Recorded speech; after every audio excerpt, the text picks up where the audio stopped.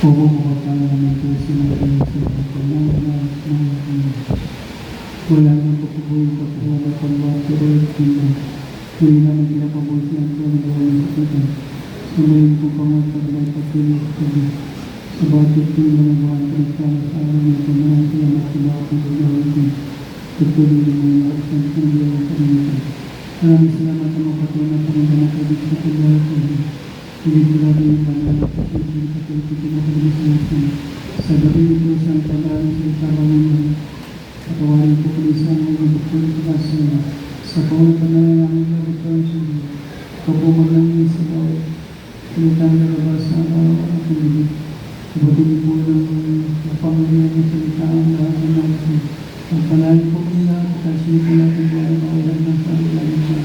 And then the word God, in the name of Jesus, in the sisters. Oh! Hallelujah! Nabig po, kasi makalimutan naman po ang sigurong. Pauwi mo na ipapabuti po ng pinamatan sa pagtutuloy, pagkasalamat ang luwa at pagkakalit at pagkanda sa ating pinagmamalatan ng Diyos. At palagi po natin inaalala ang aming sabi na tulong aral ng ating lahat sa Diyos, Lord. Sa lahat ng aming children, sa lahat ng anak ng Diyos na natin. Nalakas po ng palakpak sa ating mga Panginoon. Sa mga mga pamilya, mga welcome to the Lord family. Praise God, hallelujah. Kunti na lang po ang ating oras, kaya ating pinibigay ang ating puso at ang isita sa pagkikinig. For faith is coming from hearing and hearing of the word. Only open the Bible from the book of Haggai. At natin ito sa Haggai at ito ng God's praise. Dito po sa aklat ng Haggai, kabanatang 2, kabanatang 2, talata 6 at 7. Mga sinasabi. Sapagkat ganito ang sabi ng Panginoon ng mga hukbo, minsan na lamang, sandaling panahon, at aking uugain ang langit at ang lupa, at ang dagat at ang tuyong lupa. At aking uugain ang lahat na bansa, at darating ang mga bagay na nais ng lahat na bansa, at aking pupunuin ang bahay na ito ng kaluwalhatian, sabi ng Panginoon ng mga hukbo. Amen. Ang Diyos ang magpala sa kanyang salita. Ang lahat magsabi ko siya. Praise the Lord! Napakaganda, praise God, hallelujah, ang mga talata na ating nabasa ngayon. Na nagpapakita, nagmamalasakit, nagpapaalala ng lahat ng mga tao ay dapat maghanda. Sapagkat ganito nga pong pagkabasa ulit dito po. Sapagkat ganito, take note. Sapagkat ganito ang sabi ng Panginoon ng mga Diyos. Hindi po ako may sabi, kundi ang mahalagang ito. Sandaling panahon at aking uugain ang langit at ang lupa at ang dagat at ang tuyong lupa. At aking uugain ang lahat ng bansa at darating ang mga bagay na nais ng lahat ng bansa. At aking pupunin ang bahay ng Panginoon ng kalwatian, sabi ng Panginoon ng mga Diyos. Makikita po natin, Christian, na lahat na nakasulat sa banal na kasulanan sa talatang ito ay naganap at nangyari at dumating na. Praise God. Ang ibig sabihin ng ugayan ng mga bansa, praise God, hallelujah, o darating ang mga kalamidad, mga kaguluhan, mga kahirapan, praise God, hallelujah, mga pangalit, lahat po yan ay dumating na, praise God, hallelujah. Subalit, spiritually speaking, praise God, ang pinag-uusapan po rito ay hindi lamang po literal na pangyayari at kaganapan. Maaari din po, praise God, hallelujah, sabihin ng talata natin nabasa na, uugamin niya, praise God, hallelujah, ang mga anak ng Diyos. Ang lahat magsabi praise God. Praise the Lord! Uugahin niya, praise God, hallelujah, yung ating paglilingkod, yung ating pagsasagawa ng kalooban ng ating mahal na Panginoon.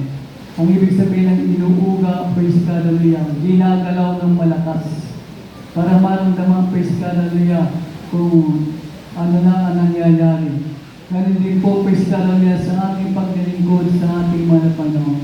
Hindi porke tayo pinaglilingkod na ng may katapatang Kristan at talaga nakakasunod na sa kalooban ng mahal na Panginoon ay sapat na praise God, hallelujah, sapagkat hindi pa po praise God, hallelujah, nawawala praise God, hallelujah, ang tinatawag na kaaway o gawa ng kaaway, works of the devil. Kaya tayo po ng mga anak ng Diyos, praise God, hallelujah, ay palaging pinaghahanda ng ating mahal na Panginoon sapagkat 24 oras ang mga kaaway ng Diyos, praise God, hallelujah, kaaway din ng lahat ng mga lingkod ng mahal na Panginoon, praise God, ay gumagala, gumagapang, umakatungal at kagahanap ng masisila. At ang gusto niya sirain, praise God, hallelujah, ay yun nakawala na, nakalaya na sa pagkagapos ng kaaway. Kaya tayo po na tinutukoy, praise God, hallelujah, na uuganin sa panahon ito at sa panahon pang darating ay kinakailangan magtibay ng ating paglilingkod at pananampalataya at pagsagawa ng kalooban ng mga Panginoon kapag minsan ang umuuga sa atin ay malakas. Ang lahat magsabi ninyo. Bakit malakas? Kung sino pang mahal ko, yun ang gagamitin ng kaaway. Amen. Sapagkat napaka-wise din ng kaaway. Praise God, hallelujah.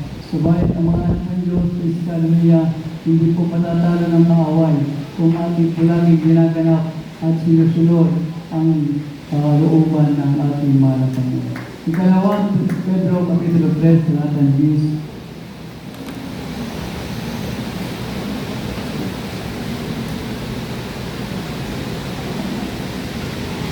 Ako po yung kalawang Pedro. Ituot, ikalasa, kaya please, dito po study. Please. Nagkapag darating ang araw ng Panginoon na gaya ng magnanakaw, na ang sangkalangitan sa araw na iyan ay mapaparang na kasabay ng malaking ugol at ang mga bagay sa langit ay mapupugnaw sa matinding init at ang lupa at ang mga gawang nasa lupa ay pawang masubulog. Everybody say praise the Lord. Malakas sa palakpak sa ating mga Panginoon. But the day of the Lord will come like a thief in the night. Praise God, hallelujah. Ito po ang sabi ng ikalawang Pedro na Kapitulo 3, talata 10. Natapat dating ang araw ng Panginoon na gaya ng magnanakaw. Kaya, praise God, hallelujah. Ito po mga salitang ito. Praise God, hindi po literally, praise God, hallelujah, na nangyayari na agad. Kundi ito po ay paalala bilang paghahanda. Praise God, hallelujah, sapagkat ang pagdating nga po ng mahal na Panginoon, yung kahulihan ng pagdating, praise God, hallelujah, ay ang paggamit ng mga banal. Subalit bago mangyari ang praise God, hallelujah, darating muna ang mga palatandaan at lahat ng palatandaan ay dumating na at nangyari na, praise God, hallelujah, na dating ang araw ng Panginoon, praise God, hallelujah, na mayroong malalaking ugong. Ano po yung ugong na yan, hindi puputok ng mga kanyong praise God o mga bomba, kundi yan po, praise God, hallelujah, ay mga tulog na mga naglalakas sa pagputok ng bulkan. Praise God, hallelujah, pagbagsak ng malakas na ulan na magdudulot ng malaking baha. Praise God, hallelujah, upang masira ang lahat ng mga ito si babo ng lupa. Kaya lahat ng bagay na ito ay pinapanglawa at pinapakalang sa bawat sa atin upang paghahanda natin, praise God, hallelujah, sapagkat napakahindi, nakakilabot na bagay ang mga palatandaan ng pagbabalik ng ating mahal na Panginoon. Praise God, hallelujah. Kaya palagi pinapaalala sa atin ng mga mangaral na tinuro ng ating mga magulang sa ating mahal na Panginoon. Ang ating pagtrabahuhan may dapat panginig ang ating mahal na Panginoon. Praise God, hallelujah, sapagkat ang sasalubong sa ating mahal na Panginoon, alam natin walang kulbot, walang mancha. Praise God, hallelujah. A perfect God without blemish, without wrinkle shall be brought to heaven. Kaya tayo po na naglamay, praise God, hallelujah, na makapasok sa tarian ng langit, kailangan 24 oras, praise God, hallelujah, wala po tayong kulbot, wala po tayong mancha. Ang ibig sabihin, banal po tayo at kalugod-lugod sa harapan ng ating mahal na Panginoon. Ang mga pangalalang ito, praise God, hallelujah, ang mga salitang ito, praise God, hallelujah, ay palagi natin inuulit-ulit sapagkat tayo po, praise God, minsan nakikita na susumpangan ng ating mahal na Panginoon, nasa pagkakamali, nasa pagkukulang, praise God, hallelujah. Subalit naman, ang paalala na po may praise God natin na naririnig, Praise God, ay palagi nagpapanganawa sa atin ng kabutihan at pagmamalasakit sa atin ng ating mahal na Panginoon. Uulitin natin na praise God, hindi pwede ang liko kahit minsan, kahit sandali sa ating mahal na Panginoon. Kaya kung magpapalibasahin natin, praise God, ang talatang yan, unang Korinto, kapitol 6, talatang 9. Dito po sa aklat ng unang mga taga-Korinto, pagkalatang sa inis, talata ay 9. Ito po ang sinasabi. O hindi ba ninyo nalalaman na ang mga liko ay hindi magsisipagmana ng kaharian ng Diyos? Huwag kayong padaya. Kahit ang mga mapakiapid, ni ang mga mananamba sa Diyos-Diyosan, ni ang mga ngadunya, ni ang mga nambababae, ni ang mga mapakiapid sa kapwa lalaki. Amen. Amen. Buto-buto na tayo ng ni ang mga magnanakaw, ni ang mga masasakil, ni ang mga manlalasing, ni ang mga mapagtungayaw, ni ang mga manlulupi, at hindi mamana ng kaharian ng Diyos. Amen. Amen. Everybody say praise God. Praise the Lord. Masakit pakinggan. Hindi magsisipagmana ng kaharian ng Diyos. Bumilang mo tayo ng taon, praise God, dekada sa paglilingkod sa mahal na Panginoon. Tapos bandang huli, hindi rin pala maliligtas, hindi magmamana ng buhay na walang sayang. Kaya mga mahal, praise God, ang mga salitang ito, praise God, palagi natin gunitahin, palagi natin alalahanin, pagbalik-balikan natin, praise God, sapagkat kahit kakaunti, praise God, ang pagkakaugnay ng mga salitang ito sa ating pagkatao. Minsan lang ang babae, praise God, sa pag-aaral ng sweldo. Minsan lang mag-issue. Praise God, kapag naaya ng kaibigan. O, ang pinag-uusapan dito, ang liko ay hindi magsisipagmana ng kaharian ng langit. Kaya naman, tayo po'y palaging inaaralan, pinapalalahanan, praise God, ang salita ng ating mahal na Panginoon. Kapag gusto ng mahal na Panginoon, lahat tayo ay maligtas at palaging makakanam ng katotohanan. Hindi natin pwedeng talikuran, praise God, o umiwas sa katotohanan, sapagkat tayo, praise God, ay tinawag ng ating mahal na Panginoon upang maligtas at hindi sa pagkapahamak, upang magmana ng buhay na walang hanggan sa piling ng ating mahal na Panginoon. Everybody say, praise the Lord. Praise the Lord. Kaya nga po ang ating beloved parents in the Lord, kaunting pagkakamaling na mga praise God, talaga naranagan ng chastisement. O, kahit nga po hindi pa napatunayan na nagkamali, praise God, yung sumbong, praise God, fasting agad, sapagkat ang fasting and prayer, ito po nagpapalinis ng ating kaluluwa, nagpapalinis ng ating isip at puso, praise God, para pag tayo nagpupuri sa mahal na Panginoon, hindi nakakahiya magtaas ng kamay, hindi nakakahiya magbuka ng bibig, sapagkat praise God, pinupuri natin ang ating mahal na Panginoon, buong puso, buong lakas, buong kaluluwa, na may kalinisan, praise God, kaya nalulugod sa atin ang ating mahal na Panginoon. Ano man pong ating hingin at sabihin sa mahal na Panginoon, binibigay ng ating mahal na Panginoon. Ang lahat muli magsabi, praise the Lord.